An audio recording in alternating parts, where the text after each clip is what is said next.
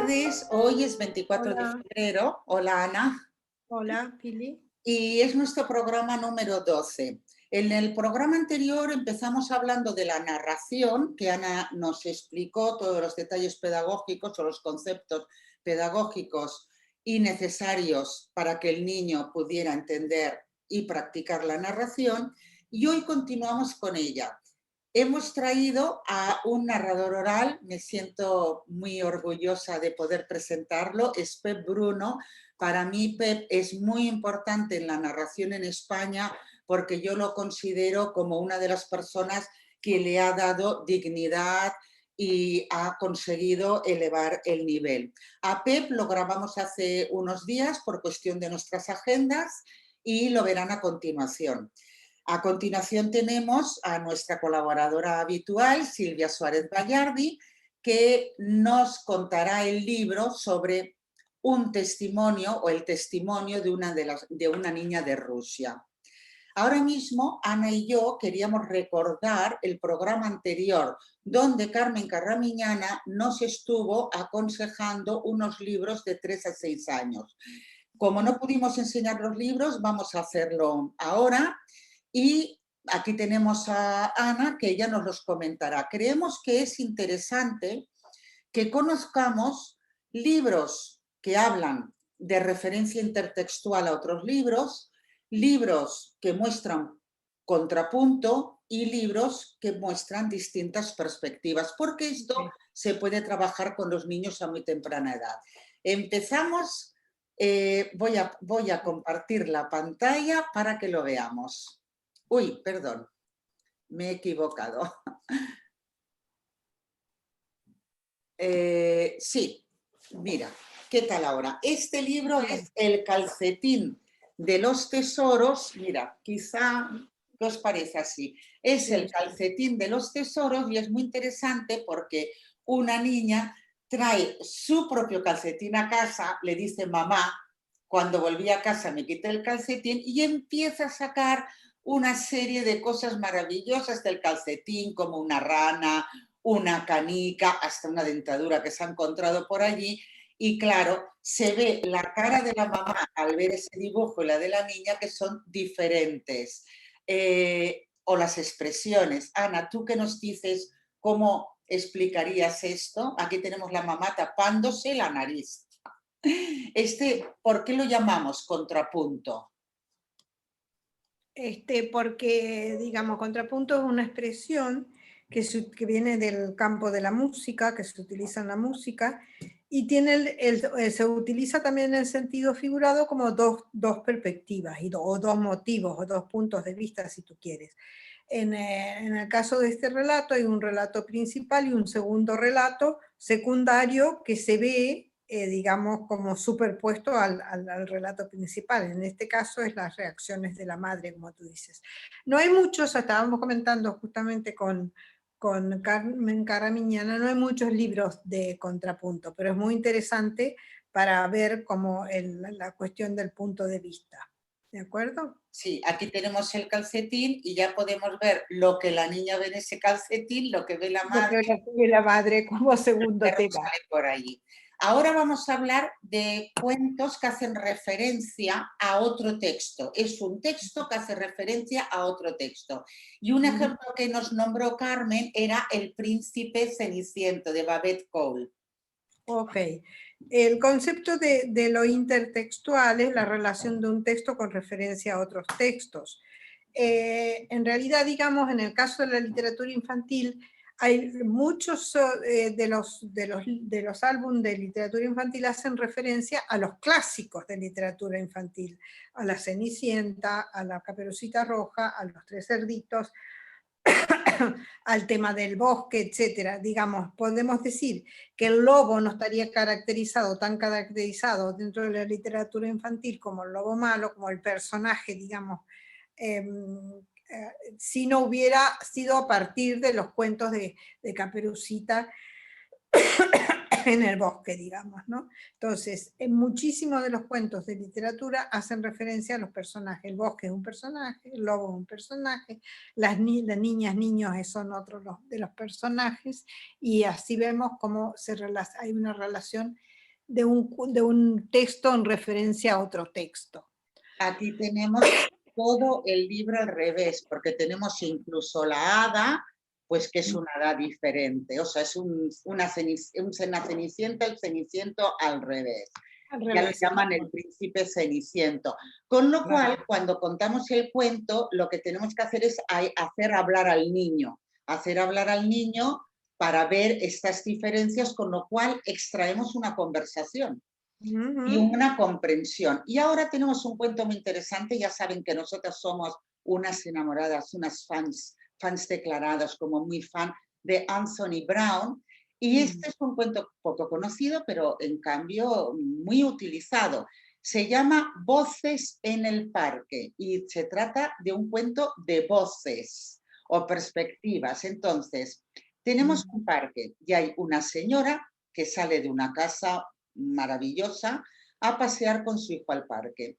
Y tenemos un señor que sale pues de un grupo de pisos de una familia más pobre que van a pasear al parque. Pero esto el cuento no lo dice. Solo vemos la imagen y pues alguien que dice voy a pasear al parque. No van a pasear al perro. El parque es el mismo para todos.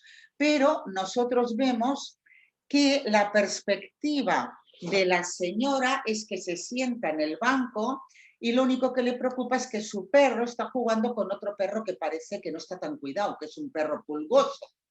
Esa es una perspectiva y lo llama el libro, el álbum, Primera Voz. Llegamos a la segunda voz y es el señor que ha salido del bloque de pisos, que resulta que la señora algo, o sea, había percibido algo y lo había interpretado a su manera. O sea, es un señor que está en paro, ha sacado al perro y a la niña a pasear y mira los anuncios del periódico a ver si encuentra algo. Nunca hay que perderlas, no se puede perder la esperanza.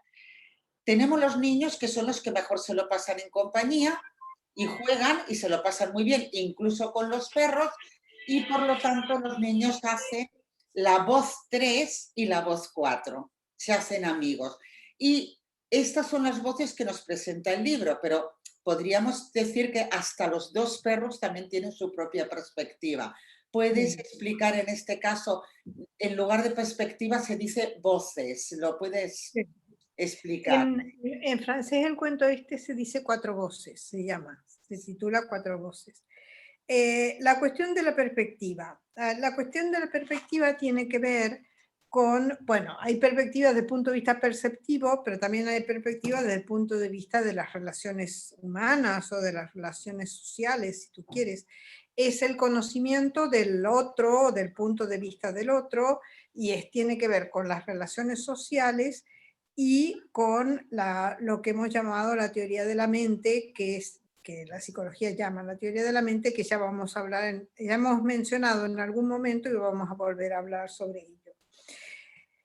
La cuestión de la perspectiva es un poco, digamos, desde el punto de vista social, es expresado por aquella frase, ¿qué dirán de mí? ¿No? O aquella otra de ponerse en la piel del otro o ponerse en los zapatos del otro.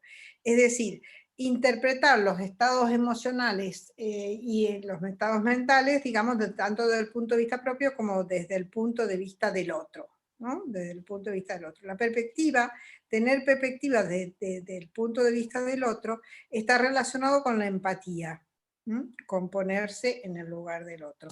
Y es lo contrario del egocentrismo, de la perspectiva, digamos, egocéntrica, que no considera el punto de vista, digamos, de los demás. Esto es interesante porque es un desarrollo que se produce a partir de 4 o 5 años y bueno, dura toda la vida, podemos decir, ¿no?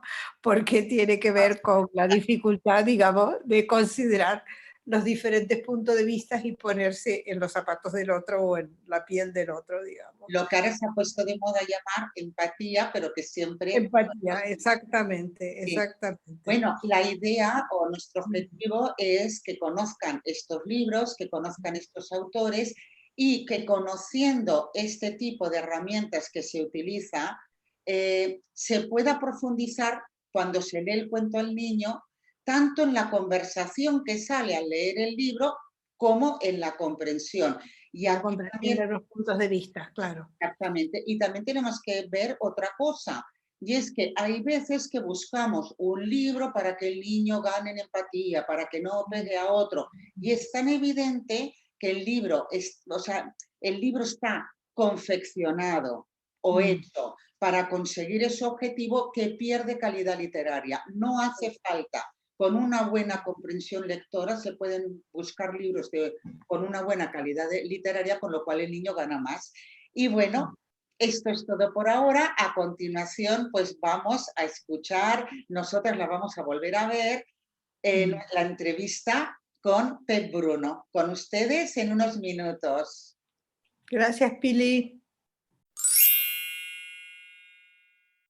Bueno, estamos ahora con Pep Bruno y Ana y yo. Pep es narrador oral y para mí es el narrador oral por excelencia, y además le admiro no solo como narrador, sino porque ha hecho un gran trabajo uniendo a los narradores, dándoles dignidad, bueno, que la tienen, y haciendo un tipo, o sea, emitiendo un tipo de información y difundiendo la narración oral. Encantada de tenerte con nosotros, Pep, ¿cómo estás? Pues muy bien, muy contento de estar aquí también con vosotras. Muchas gracias. Nosotras nos dedicamos a difundir la educación, pero creemos que es muy importante la narración oral y reivindicar que a los niños se les mantenga la oralidad. Pero como hay gente que habla tanto y a veces los términos no están claros, ¿tú cómo definirías o cómo explicarías qué es la narración oral para situar a nuestros televidentes? Bueno, la narración oral podríamos hablar que es contar de viva voz, así. Lo que pasa es que no es tan sencillo, sí es tan sencillo, pero la narración oral es también una disciplina artística. No solamente es el hecho de contar, sino es planteado desde una propuesta artística. Y no solamente es contar en una dirección, la narración oral, al igual que la narración, bueno, el hecho mismo de contar cuentos no es un monólogo. Es un diálogo que se establece con el público, con el contexto, es un diálogo que incluso a veces está a tres voces, que el propio cuento también interviene en esa conversación, ¿no? Entonces, como te decía, es una disciplina artística en la que se cuenta de viva voz, básicamente utilizando el recurso de la voz, la presencia del cuerpo, aunque a veces hay el apoyo de otros elementos, ¿no? Yo creo que De otros elementos, pero que no perturben la historia o la comunicación con el público. claro, aquí ya para gustos los colores. Hay gente que cuenta y utiliza objetos, utiliza libros, utiliza disfraces, utiliza instrumentos, música, utiliza... para mí todo es lícito siempre que me engañen bien. Yo lo que quiero es que nada me saque de la historia. Es decir, si tú para contarme esta historia, pues estás en un trampolín o estás en un trapecio, a mí me parece bien. Siempre que no esté yo pensando qué hace en el trapecio, sino que esté pensando que eso que tú aportas, ese objeto, ese elemento, todo eso sirve para sumar al cuento, no para restar, para entrar más, no para salir. Lo importante es el cuento, todo lo que dé valor al cuento y todo lo que ayude a que el que escucha se introduzca en el cuento es válido. Cualquier otra distracción, eso ya no es narración. Bueno, ya sabes que, porque hemos hecho algún curso juntos, Sí, estoy yo soy obsesionado con alumna, ¿eh? Yo soy su alumna. Así. yo estoy obsesionado con el asunto del ruido, de todo lo que puede sacarnos de la historia, ¿no? El ruido se puede presentar no solamente como un ruido físico, sino como un montón de distractores, de distracciones que arrinconan al cuento. Puede ser desde el frío en una sala, una ventana en una disposición que es molesta, que, ¿entiendes? O sea, hay un montón de elementos que son ruido. Entonces, todo lo que sea ruido, incluso a veces el propio narrador, pues yo qué sé, un día que estás constipado y estás contando y de pronto pues te lloran los ojos y eso resulta muy llamativo para el público, tan llamativo que por qué llora, qué le pasa, pues eso está sacándote del cuento. Entonces, yo Vestirse de payaso es ruido. eh, en muchas ocasiones sí. A ver, yo personalmente no me he visto, no me disfrazo, o sea, sí me he visto. Voy vestido lo más elegante que puedo, lo más discreto que puedo para no llamar mucho la atención. No vamos a llamar la atención sobre esto porque lo que nosotras queremos es difundir la importancia de la narración oral en la literatura infantil, pero basta solo para comentarlo como labor divulgadora de que un cuentacuentos que muchas veces se sitúan en la biblioteca con mucho ruido, eso no es narración oral o no debería de serlo. Yo lo que me gustaría preguntarte es la relación que hay entre la narración oral y la literatura. Bueno, hay una vinculación muy directa entre, en general, o sea, puedo hablarte en general primero y luego, si quieres, en el ámbito de la literatura infantil. Eh, Existe esta separación entre lo literario y lo oral porque literario viene de letra impresa, de letra escrita, y entonces como que se diferencia. Pero hay autores como Luis Díaz Viana, estudiosos, folcloristas, que hace ya muchos años que defienden que el concepto de lo literario, como esta mirada artística con respecto a los textos, es algo que existe previo a la escritura. Es decir, él defiende el concepto de literatura oral. Es decir, el arte literario fue durante miles de años exclusivamente oral.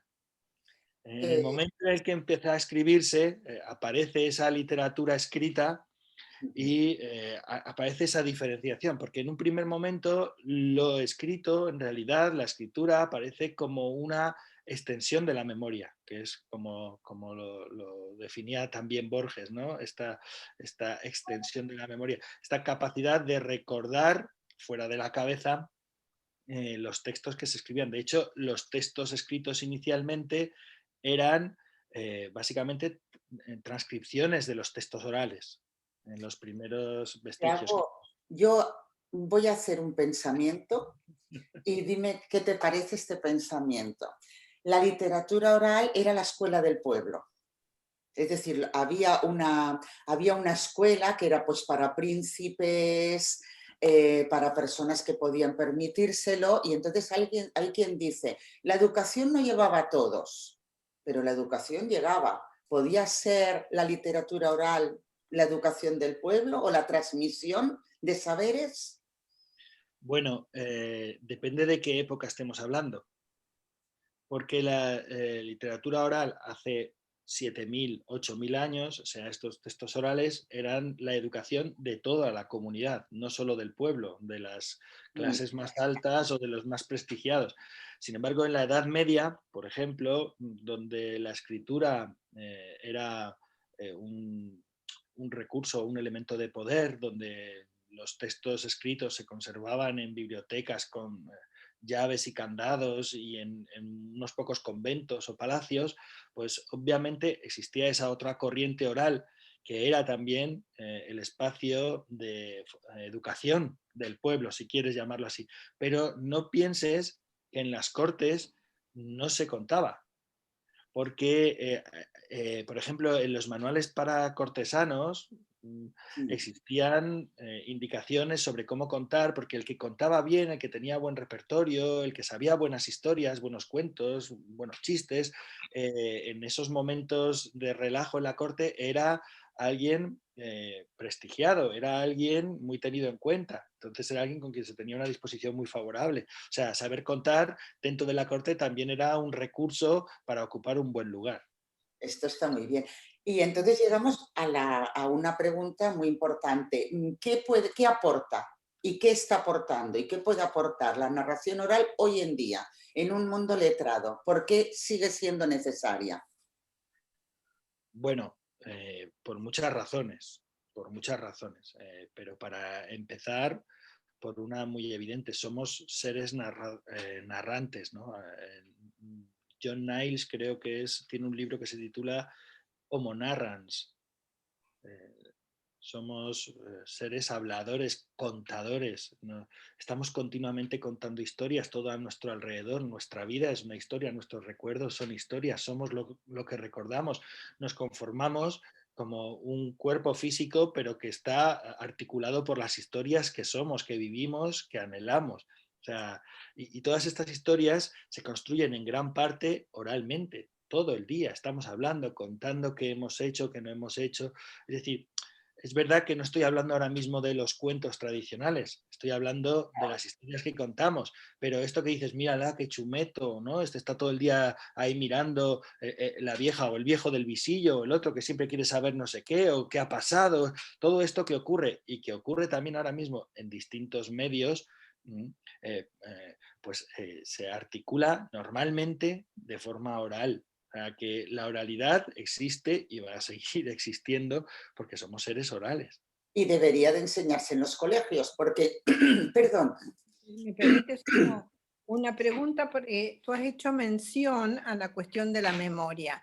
Entonces, hay como un sesgo o una idea tal vez de que la narración oral es algo de improvisación. A mí me interesa muchísimo esta relación entre improvisación, narración oral, improvisación, memoria. ¿Podrías darnos una explicación cómo se construye toda esta narración oral? Claro, el ejemplo más sencillo, el paralelismo más evidente o más fácil para comprender todo este funcionamiento es hablar de, en vez de hablar de un cuento contado, hablar de un recuerdo, porque el Ujú, cuento y el recuerdo trabajan de la misma manera. ujú, Entonces, los recuerdos nosotros los vamos alimentando. Existe un recuerdo, un hecho que hemos vivido, que hemos conocido, pero cada vez que lo contamos vamos añadiendo aspectos, detalles, elementos. En la estructura normalmente se suele mantener igual, salvo que sea un recuerdo que queramos nosotros cambiar y modificar porque ya no estamos conformes con esa forma de ser que teníamos antes y seguimos recordando eso y queremos buscarle otra explicación. Ya sabes que los recuerdos que conservamos son los recuerdos que tienen sentido para nosotros. Entonces, de ujú, alguna manera, la memoria es como un bosque. ujú, Cuanto más transitas tú por ese camino, más se va marcando la senda en la maleza, digamos, más queda aplastada la hierba y más queda ese sendero. Entonces, cuantas más veces vas y vienes por ese camino, cuantas más veces recuerdas eso, más clara es la línea. Pero normalmente tú vas caminando por el bosque y de pronto un día ves un claro que, caray, yo por aquí no había pasado nunca. Pues seguramente si me meto por aquí a corto y te metes por ahí, ¿no? O de pronto miras a otro lado y ves un paisaje nuevo y decides echar un vistazo por ahí. Otra referencia muy evidente con ujú, respecto a la memoria y a la improvisación, por ejemplo, es el jazz. ujú. Los cuentos trabajan también muy parecido a cómo trabaja el jazz. En el jazz hay una estructura muy clara, pero Vale. dentro de esa estructura hay espacios donde los músicos literalmente vuelan. Ujú. Entonces tú mantienes esa estructura, pero te vas moviendo dentro de ese camino por un lado y por otro, ¿no? Las Nunca, métricas las mismas. lo, lo habitual es que nosotros nunca contemos un cuento de la misma manera, Ujú. eh, aunque lo contemos 1000 veces. Es verdad que hay aspectos que están muy transitados en esa senda del bosque y que siempre tomamos ese camino, pero es verdad que siempre hay detalles que aparecen o que desaparecen y que tienen que Ujú. ver mucho con el contexto, con esto que te decía al principio del diálogo, que tiene que ver con la situación de uno, que tiene que ver con un montón de cosas y sobre todo que tiene que ver porque no son textos aprendidos de memoria, ¿no? Como dice la querida Marina Sanfilippo, Ujú. ella dice que la memoria que utilizamos es la memoria autobiográfica, que es una memoria a partir de imágenes, la memoria que decían los clásicos, memoria rerum, no una memoria a partir de palabras, la memoria verborum, que esa Ujú. es muy difícil, es aprender un Ujú. texto palabra por palabra. Eso no tiene Ujú. sentido para nosotros. Nosotros trabajamos con imágenes y lo que hacemos es contar esas imágenes que vamos viendo. Cuando nosotros preparamos un cuento, lo que hacemos es articular ese cuento en imágenes en nuestra cabeza y cada vez que nosotros estamos contando, literalmente vemos esa secuencia de imágenes en nuestra cabeza como si fuera una película y entonces yo le digo al público, a ver, os voy a contar una cosa que estoy viendo en mi cabeza. Y empiezas a contar eso que ves. Claro, unos días los cuentas de una manera, otros días lo cuentas de otra, pero siempre siguiendo esa secuencia de imágenes. O sea, tú has dicho recuerdo, has dicho jazz y todo, variaciones sobre un tema, digamos, ¿no? Entonces, el otro elemento con respecto a la cuestión del, supongo que es la estructura misma del relato, ¿no? Claro, a ver, el relato tiene una estructura, de hecho, como sabéis, Prop en el 28, creo en 1928 creo que fue, Sí, sí. desveló esa estructura interna de los cuentos maravillosos, hablando de 31 funciones, que Sí. no tienen por qué estar todas, pero siempre están en ese orden. Esas funciones en realidad son acciones, porque los cuentos contados, bueno, los cuentos, sobre todo los cuentos tradicionales, son una sucesión de acciones, siempre están en ese orden, ¿no?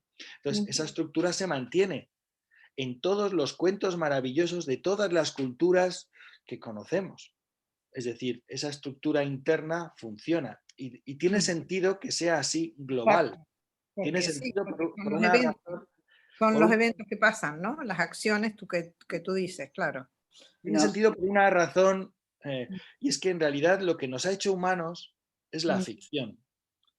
Lo que nos ha convertido en algo distinto al resto de primates es la ficción, la capacidad de ficcionalizar. Y el plato fuerte de la ficción durante miles de años han sido los cuentos. Entonces, de alguna manera, los cuentos han hecho a los seres humanos que han hecho a los cuentos, que han hecho a los seres humanos. Entonces, esa retroalimentación tiene su huella. Esas estructuras mentales de los cuentos están en nuestra cabeza, y esas estructuras mentales que están también en los cuentos porque están en nuestra cabeza, las utilizamos en muchos otros aspectos de nuestra vida. Son similares a las estructuras del pensamiento, por ejemplo. Por eso, cuanto más contamos, cuanto más escuchamos cuentos tradicionales, es más gimnasia para nuestra cabeza, para nuestra capacidad de pensar y de muscular esos esquemas mentales. Perfecto, sí. ¿Sigo con las Es preguntas? que te veo muy animada y yo me he callado porque además veo que Pep se anima contigo.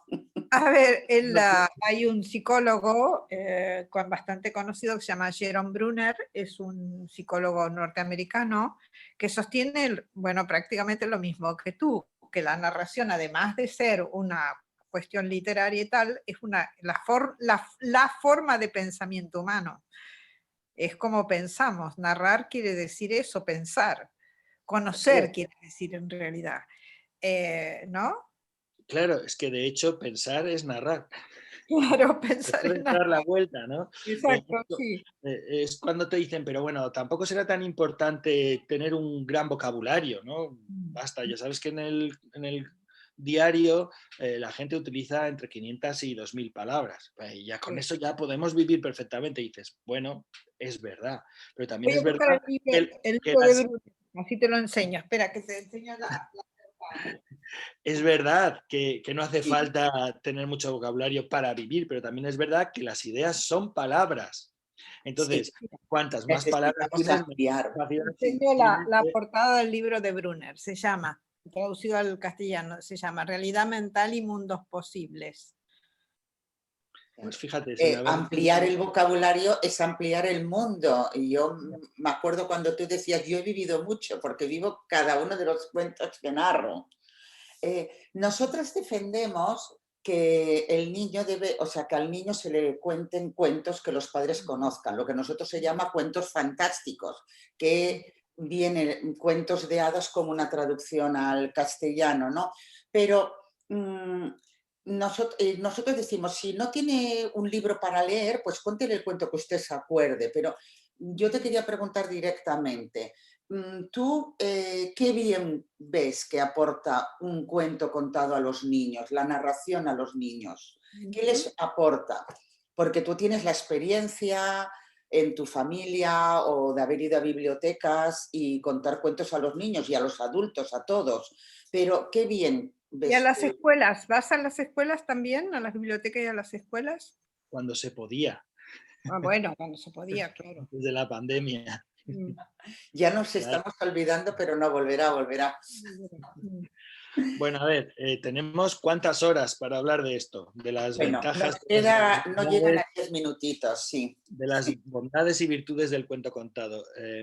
Los cuentos contados tienen muchas ventajas. muchas bondades, muchas virtudes, muchas razones para ser contados.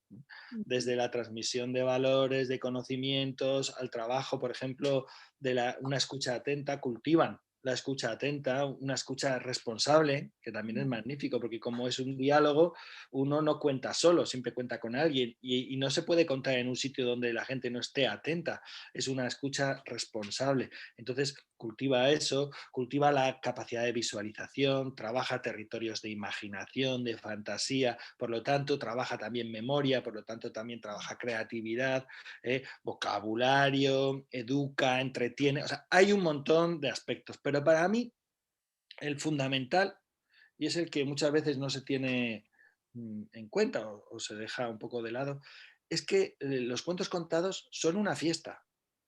Un buen cuento es un viaje que te saca de aquí y de ahora y te lleva a otro sitio.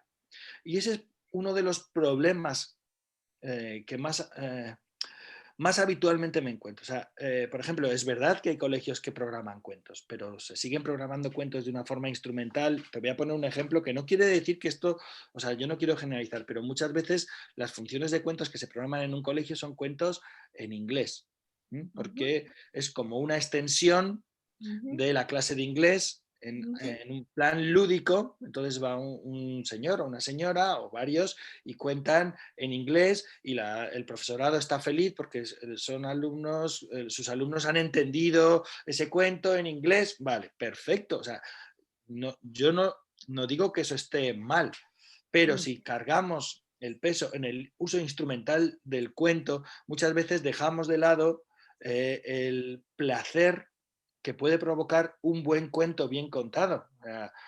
Pensemos también en eso. Entonces hay cuentos que son absolutos viajes. Pensemos en el placer que provoca uno de esos cuentos que cuando termina de pronto dices, he vuelto.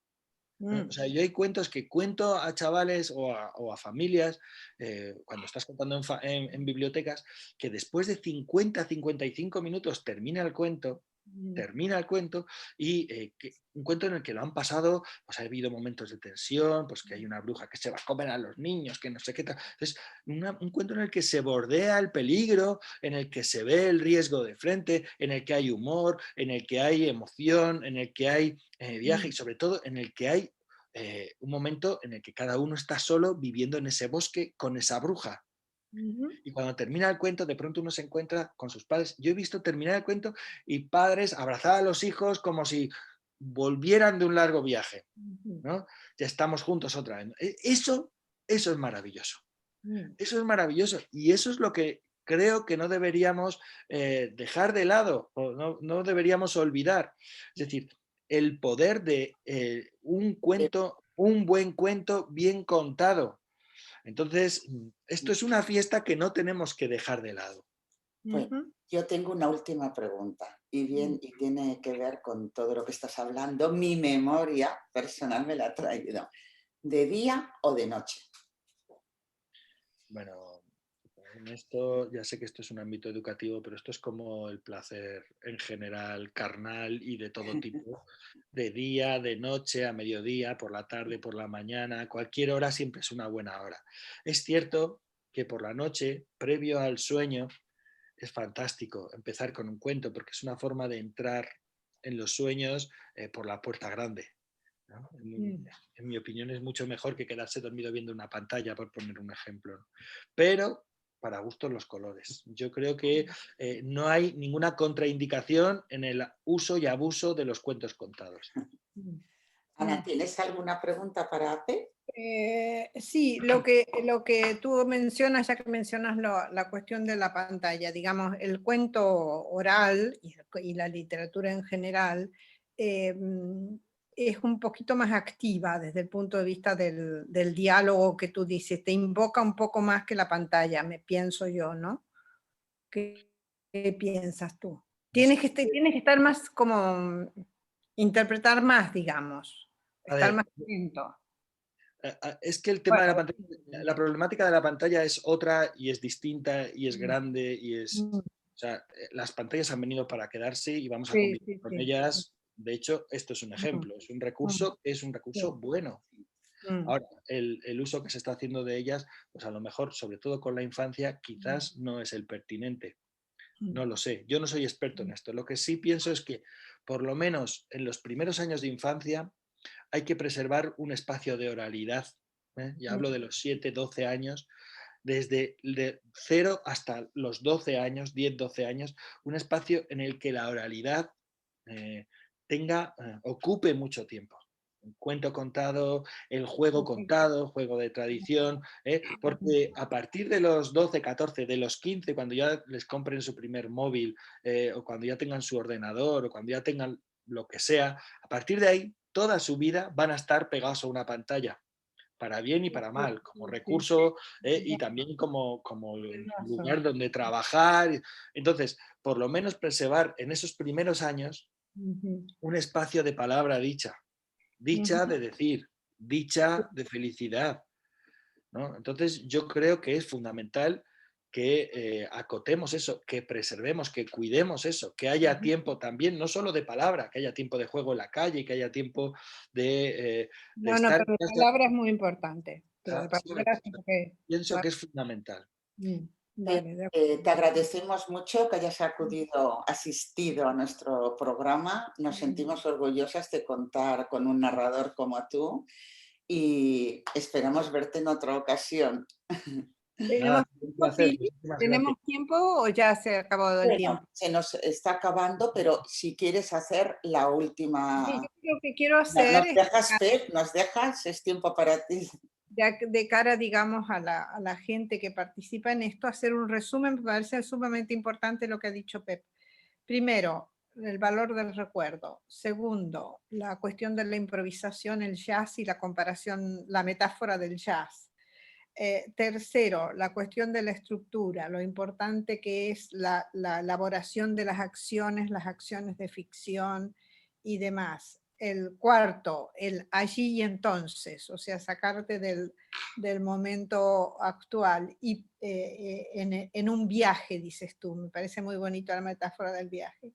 Y por último, dar espacio a la palabra, a la oralidad, al hablar. ¿Son esas las ideas que tenías para transmitirnos? ¿Me he dejado alguna? Bueno, tengo más si queréis, pero No, pero como Es un resumen. placer, es un placer. Además, escucharos a los dos. Muchas Muchas gracias. gracias. muchas gracias a vosotras.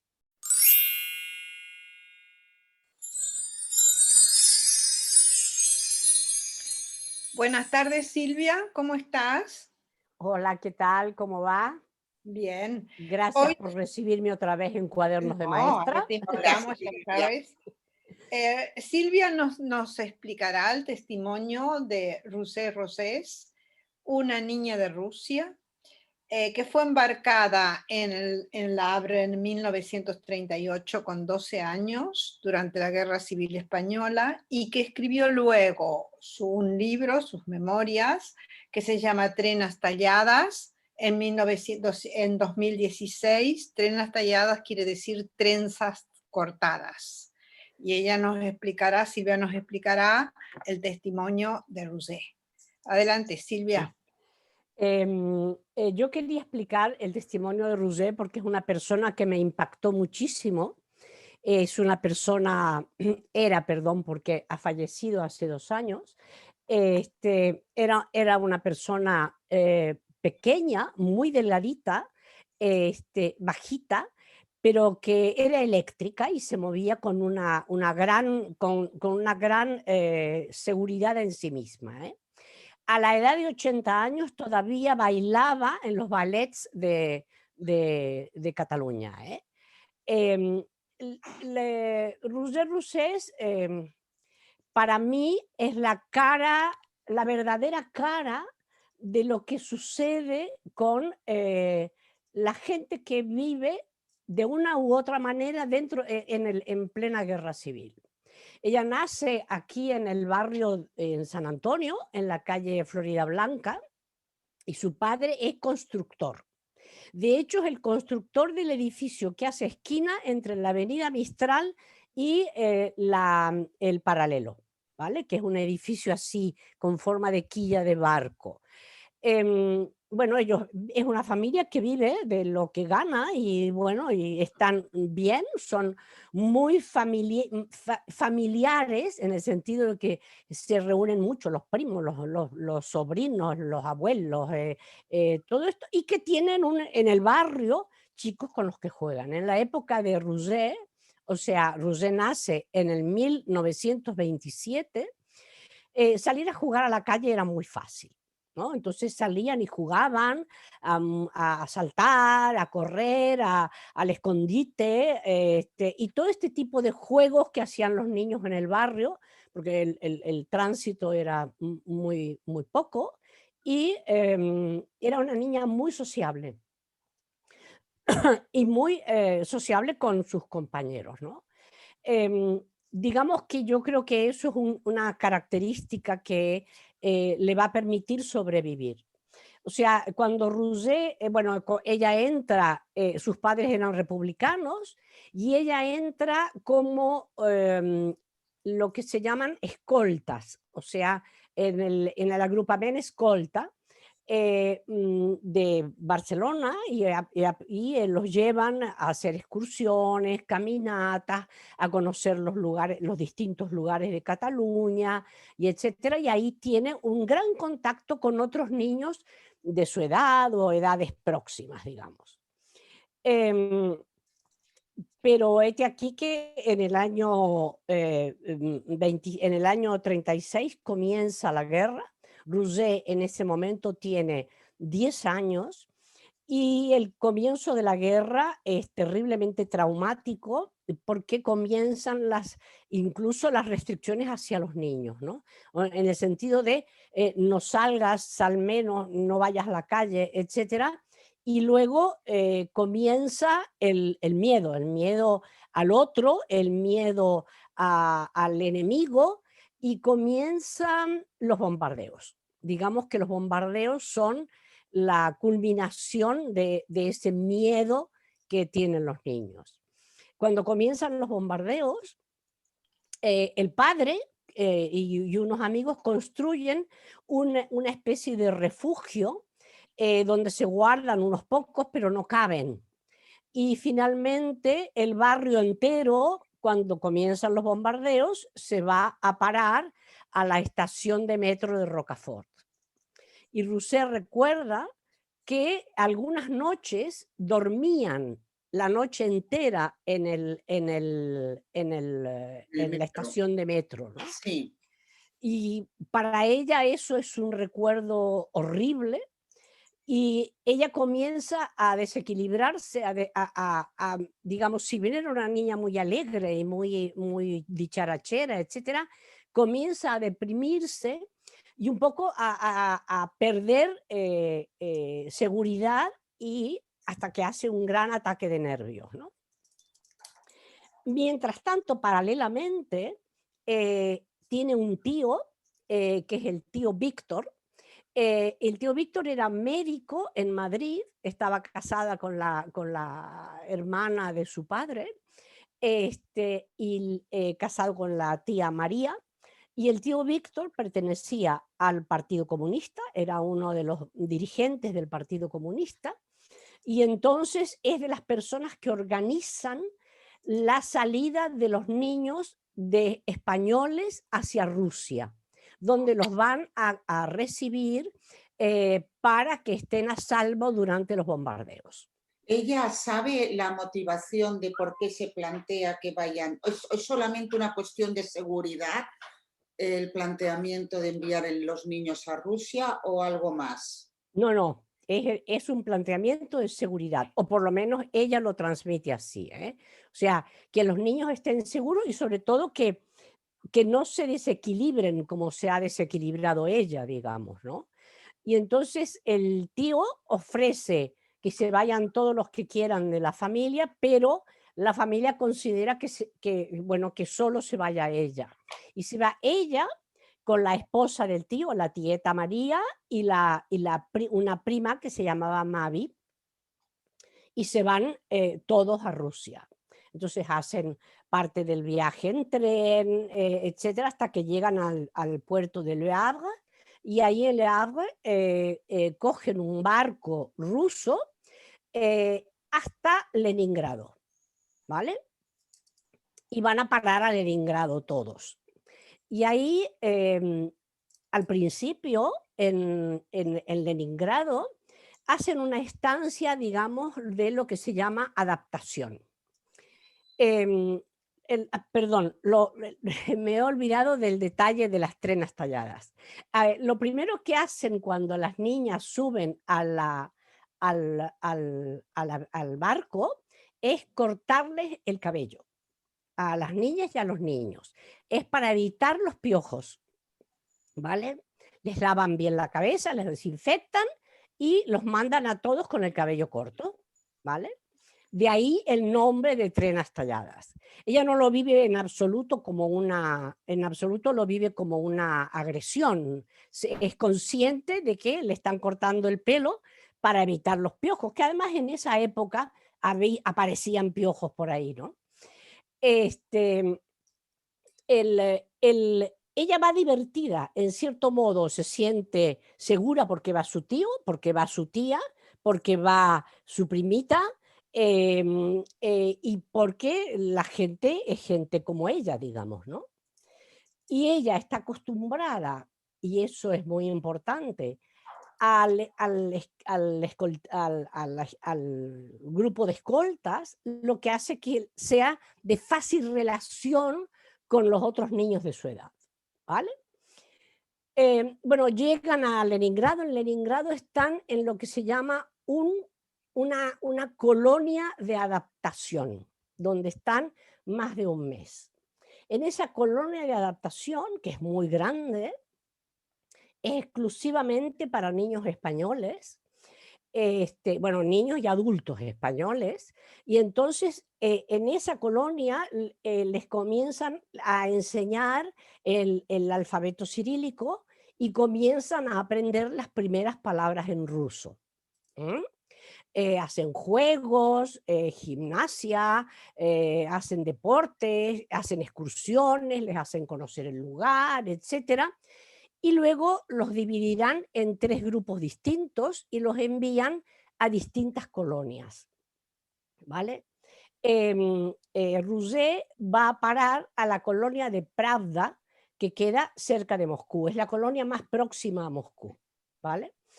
La tía, sin embargo, va a parar a una colonia donde están los adultos, son para españoles adultos. Aquí en la colonia hay niños, exclusivamente niños, y la verdad es que ella vive la colonia, su etapa en la colonia como si fuera una fiesta. O sea, ya no hay bombardeos, tiene otra prima que ha ido por otro lado de la familia, otra prima que ha ido, la Lola, hace amistad rápida, bueno, y tiene la inconsciencia de los 12 años y va viviendo y jugando y aprendiendo, y es muy curioso porque aprenden todas las asignaturas en castellano, excepto geografía e historia, que la aprenden en ruso, ¿vale? Y al mismo tiempo les van enseñando la lengua para que los chicos se puedan manejar en ruso y tomar contacto con otros, aunque realmente solo están ahí niños españoles, ¿vale? Ella tiene muy buenos recuerdos de esta etapa, y es una etapa, digamos, de aprendizaje total, ¿vale? Aprende a convivir, aprende a compartir, aprende a trabajar en comunidad, porque les hacen trabajar, los llevan a recoger hortalizas y verduras, los llevan a plantar cuando pueden plantar, tienen monitores de horticultura, tienen monitores de distintas cosas, y aprenden de todo. Aprenden a coser, aprenden a trabajar la madera, aprenden a bailar, y luego pueden elegir entre distintas cosas. Y la colonia, algunos niños la viven mal, otros lo viven bien, como es el caso de Roger. Ella reconoce que no es el caso de todos los niños. Hay niños que se mantienen tristes durante largo tiempo y ella tiene añoranza, pero no, no está totalmente deprimida. Bueno, esta vida va teniendo su rumbo. Ella hace muchas cosas y hasta que llega el fatídico año 41, que es cuando ya están en plena guerra mundial. Los nazis han entrado en Rusia y van avanzando, y entonces hay que sacar a los chicos de la colonia de Moscú, de la colonia de Pravda, y llevárselos hacia otras colonias. Se los llevan en principio a una colonia que se llama Kuku, y bueno, y esa experiencia es aterradora, digamos. Pero Rouget tiene la capacidad de relatarte todo esto con un tono positivo. No es una historia triste. Es una historia No. que los movimientos de niños durante las guerras siempre se han dado. Queremos ver la historia de la infancia, pero no, en este caso no la vemos como una historia triste. Sí, Bueno, no es, bastante triste. No, sí, es triste, triste, pero quiero tiene decir su que parte de no confianza. no está escrita melodramáticamente, en absoluto, ¿vale? Ese es el punto. Entonces, cuando llegan a este pueblo, se dan cuenta que es un pueblo abandonado por gente rusa que ha huido del avance de los alemanes. Claro. Sin embargo, ellos quedan ahí y se ven obligados a vivir en las distintas casas abandonadas, ¿vale? El frío es tan espantoso, ¿vale? Porque además no tienen Calefacción.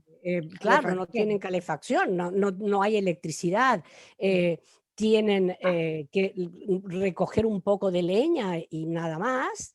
El frío es tan espantoso que para ir, ellos han elegido uno de los edificios más grandes como centro, digamos, de la actividad, ¿no? La escuela y todo esto, y la enseñanza, la gimnasia, etc.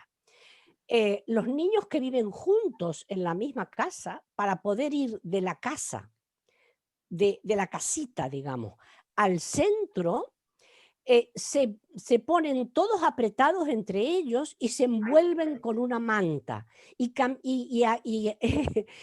acompasan el paso para poder caminar todos juntos y que la manta no se caiga, porque hace 41 grados bajo cero.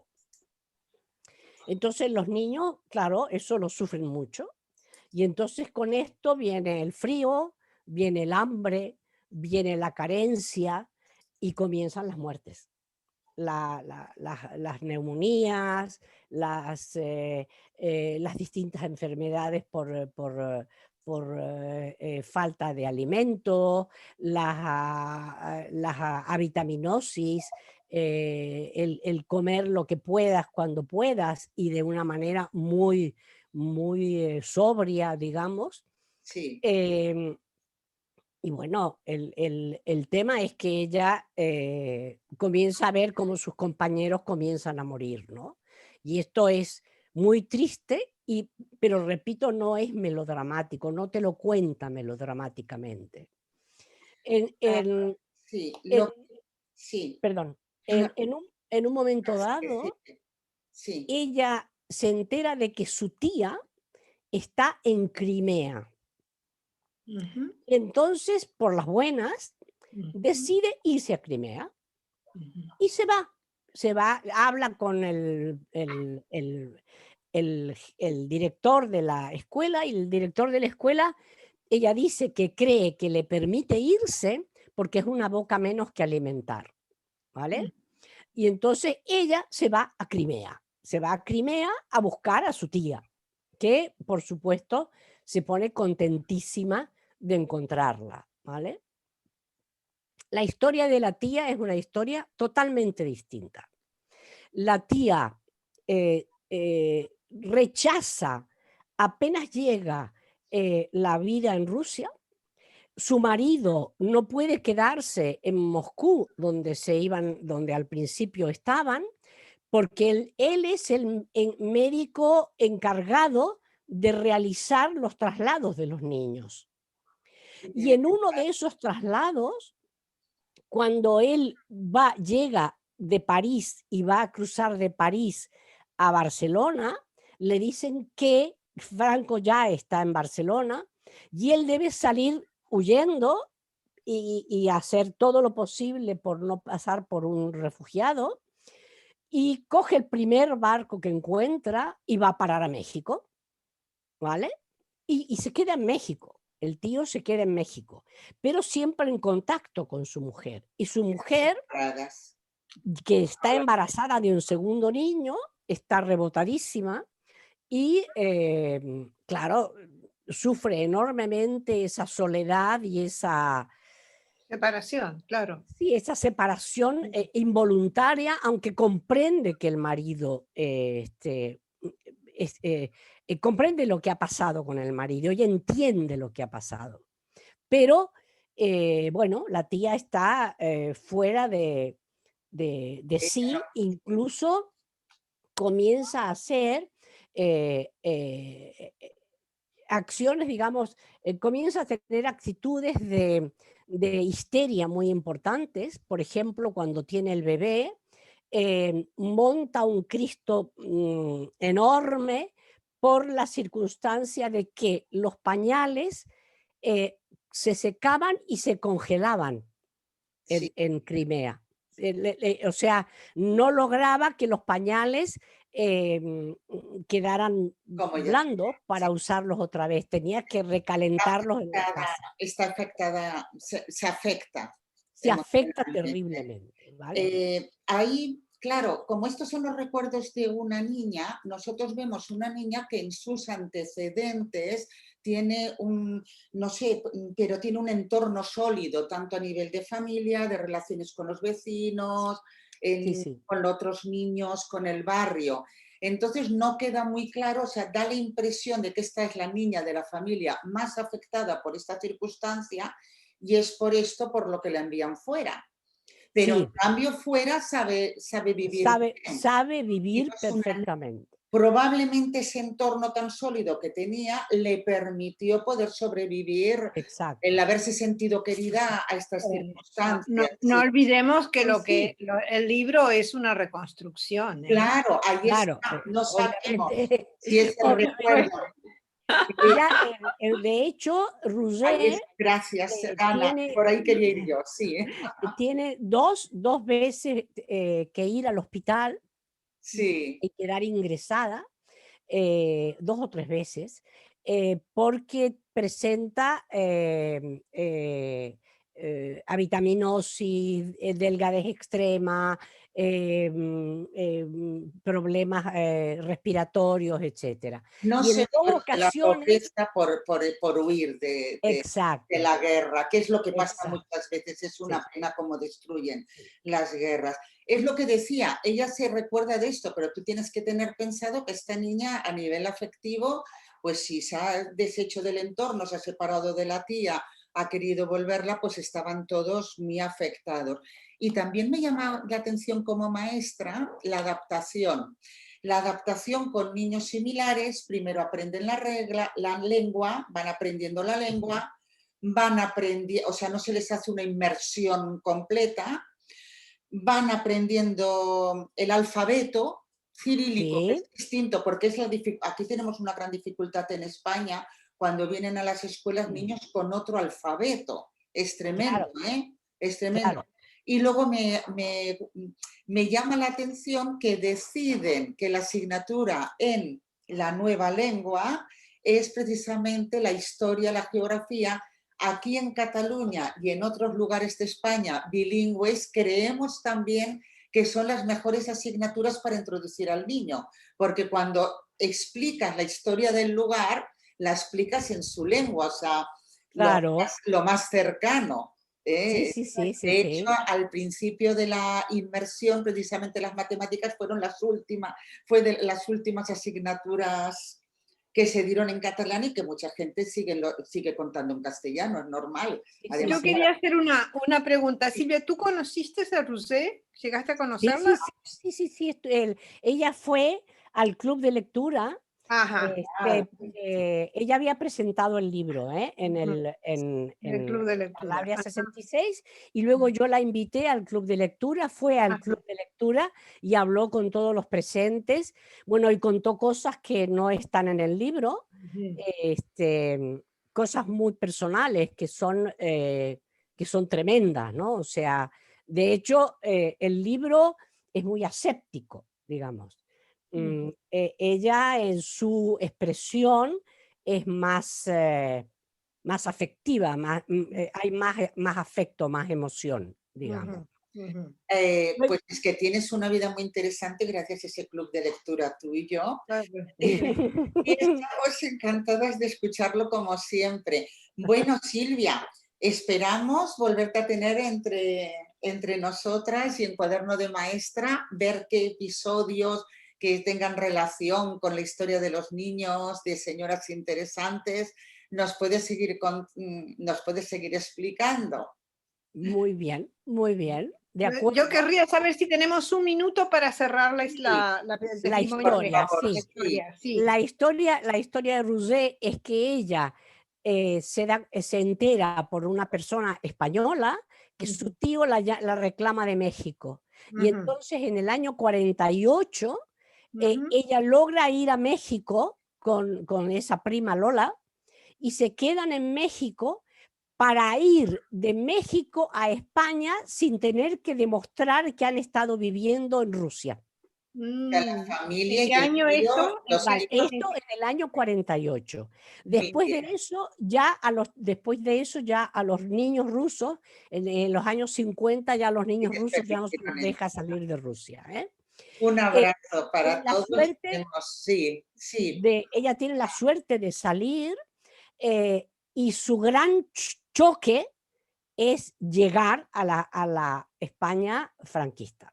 O Claro. sea, eso es para ella lo peor que ella ha vivido. O sea, cuando ella te cuenta que su peor experiencia es encontrarse, porque esperaba otra cosa, y se encuentra que hasta la familia ha cambiado. Y entonces no quieren, o sea, está el miedo que tiene la familia, que no quieren que ella les cuente sus experiencias. Y ellos no No les quieren cuentan saber. experiencias porque si emprisionan a alguien, no cuente la verdad.